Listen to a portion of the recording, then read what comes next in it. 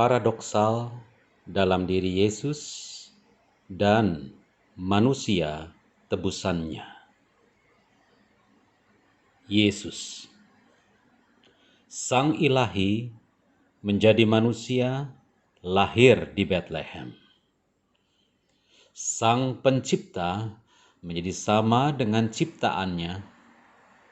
Sang Maha Mulia menjadi bayi yang lahir di kandang domba. Sang Pemberi hidup, mati terkutuk di kayu salib di bukit Golgota. Sang Penentu nasib turut merasakan ngerinya maut. Sang Maha Kuasa berinisiatif menanggung dosa seluruh dunia. Sang Maha Kasih, namun yang menerima balasan kebencian tak beralasan. Sang Maha Hadir harus membatasi kehadirannya di tanah Yudea, Israel. Sang Kekal tak keberatan hidup dalam dunia yang dibatasi waktu. Sang Maha Karya hanya menjadi seorang tukang kayu sederhana dari Nazaret. Sang Pemilik, namun yang tidak diakui kepemilikannya, bahkan oleh milik kepunyaannya sendiri. Sang Maha Agung yang rela menanggung banyak hinaan, cercaan, siksaan, dan derita. Dalam rupa Allah, namun telah mengosongkan dirinya. Sang Pemberi titah harus belajar menaati titahnya. Sang Pembuat ketetapan harus belajar membatasi diri pada ketetapan yang dibuatnya. Sang Penggagas peraturan yang menjadi bagian dalam dunia yang diaturnya. Sang Pencipta hukum yang menata alam semesta, mengikutinya di atas semua jalur yang mesti ditempuhnya. Firman itu Allah, dan firman itu telah menjadi manusia. Sang Pembawa damai, tapi sekaligus mengadakan pemisahan.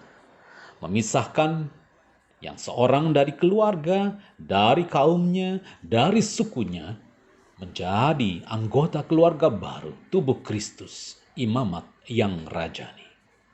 Sang Penyabar terhadap kelemahan manusia, tetapi yang murka terhadap orang-orang, bangsa yang hatinya dipenuhi iri hati, dengki, kejahatan, penyembahan berhala, kemunafikan, dan sebagainya. Sang Pengampun, tapi juga menolak sebagian orang masuk kerajaannya, yaitu mereka yang terus-menerus menolak ajakannya yang lembut. Marilah datang kepadaku, hai kamu yang berletih lesu dan berbeban berat. Sang Pemurah, namun yang bisa pula menarik segala kebahagiaan, kesenangan, kegembiraan, kedamaian, kebaikan, kenyamanan, keutuhan dari setiap orang yang seumur hidupnya tidak pernah berpaling kepada Allah yang benar. Sang Kasih, namun juga yang cemburu jika milik kepunyaannya berpaut pada roh yang lain yang bukan dirinya. Adakah takut akan Tuhan? Cobalah menyimak lebih baik dan rasakanlah kegentaran yang kudus, menghangati, memanasi, membakar hatimu untuk hidup kudus baginya. Yesus yang ilahi adalah Yesus yang manusiawi. Manusia tebusannya. Sang pendosa, tetapi yang diampuni dosa-dosanya. Sang terhukum, tetapi yang dibebaskan dari hukuman. Sang lumpuh, tetapi yang diajar kembali berjalan dalam kebenaran. Sang buta, tetapi yang dicelikan kembali untuk melihat Sang suci. Sang tuli, tetapi yang dibukakan telinganya untuk mendengar suara nan lembut di batin. Sang kusta, tetapi yang dapat kembali merasakan sentuhan kasih-Nya. Sang pelupa yang belajar mengingat hakikatnya sebagai makhluk ciptaan. Sang insan, tetapi yang diberikan kebebasan berkomunikasi, berdialog, berdiskusi, bergaul dengan Sang Ilahi. Sang terdakwa, namun yang akan diangkat kembali sebagai hakim atas ciptaannya yang lain. Ia yang menyadari dirinya paling berdosa, namun justru yang paling memahami kasih karunia-Nya yang amat besar itu. Ia yang mau belajar hidup rendah hati di hadapannya, namun dialah yang akan ditinggikan pada waktunya. Ia yang selalu memandang perlu kekuatannya, namun dialah yang kuat memenangkan pencobaan sampai pada tahap akhir. Ia yang menyangkali dirinya demi kepatuhan kepada kehendaknya, namun dialah yang akan dihormati Bapa. Ia yang mau menaruh imannya kepada Yesus yang disalib, walaupun bagi sebagian orang itu adalah kebodohan.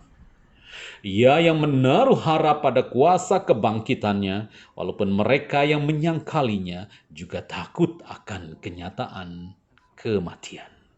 Ia yang rela menjadi yang terendah, hamba atas semua orang, berharap agar Sang Empunya sorga menempatkannya di tempat yang mulia. Ia yang mau mematikan dirinya agar Kristus berkarya di dalam dirinya. Ia yang mau menyisihkan rancangannya sendiri agar rancangannya tergenapi di dalam dan melalui dirinya. Ia yang tidak mengharapkan imbalan apapun dari semua kebajikan yang dikerjakannya, karena ia telah mendapati Allah sudah begitu baik padanya. Manusia tebusannya adalah yang mau dipimpin supaya dapat memimpin, yang mau dilatih supaya dapat melatih orang lain, yang mau diajar supaya dapat mengajar, yang mau dengar-dengaran agar ia pun didengar, yang mau diubah agar mampu menjadi agen perubahan, yang mau meniru sang guru agar hidupnya pun menjadi teladan, yang mau tinggal di dalam sang pokok anggur yang benar agar hidupnya memberi nutrisi yang murni dari sumber yang tak tercemar. Yang mau mengabdi kepada sang pemilik hidup ini sehingga mampu melihat kerendahan hati serupa pada orang-orang yang dilatihnya. Yang rela dan tulus memberikan semua puji, hormat, sembah, dan syukur kepada Raja segala Raja, Tuhan atas segala Tuhan, dari sekarang sampai selama-lamanya. Ia yang tidak mencari puji-pujian sia-sia atas hasil capaiannya, karena ia mengharapkan pujian dari Sang Maha Tahu, yang tahu persis kualitas kebajikan manusia. Ia yang menyadari dirinya miskin supaya terus diperkaya olehnya. Ia yang lapar dan haus akan kebenaran supaya dikenyangkan selalu oleh mana sorgawi. Ia yang lemah lembut hatinya supaya ia bisa hidup dan berkarya bagi Allah dimanapun ia ditempatkan. Ia yang sadar bahwa di luar dirinya ia tidak dapat berbuat apapun yang berkenan kepada kehendaknya dan yang mampu memuaskan kekudusannya. Ia yang rajin berbuat baik, yang walaupun untuk itu dia harus terus-menerus bertanya kepada Sang Sumber kebaikan. Apa yang harus hamba kerjakan hari ini? Ia yang mau kehilangan nyawanya agar ia mendapatkannya kembali utuh dan tak bercela. Ia yang mau tidak populer semasa hidupnya, tetapi yang dikenang sepanjang masa. Ia yang tidak diperhitungkan, namun turut mengubah jalannya sejarah umat manusia. Manusia tebusannya adalah manusia berdosa yang dipulihkan citranya dalam Kristus Yesus menjadi segambar dan serupa dengan Allah. Bogor, 12 Januari 2005, Frankie Sutia.